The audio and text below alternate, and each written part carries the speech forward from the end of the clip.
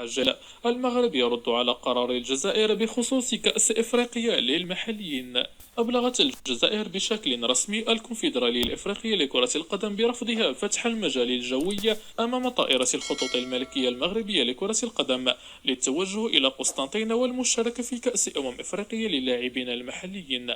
وجاء رد الجزائر السلبي ليؤكد عدم مشاركة المنتخب الوطني المغربي لأقل من 23 سنة في الشان، وفقا لما صرح به من قبل رئيس الجامعة الملكية المغربية لكرة القدم فوزي القجع، الذي اشترط مشاركة المغرب في هذه المسابقة بفتح المجال الجوي الجزائري في وجه الطائرة المغربية. وأكد مسؤول جامعي حسب جريدة الأخبار أن المغرب لن يشارك في كأس إفريقيا للمحليين التي ستنظم في الجزائر، مشيرا إلى أن شرط الجامعة كان واضحا ومنطقيا. وتابع: لن يتوجه منتخبنا الوطني إلى الجزائر عبر رحلة جوية غير مباشرة، ودفتر تحملات الكاف واضح في هذا الباب. وطالبنا بفتح المجال الجوي والسماح للمنتخب المغربي بالسفر في 10 من يناير من الرباط مباشرة إلى قسطنطينة.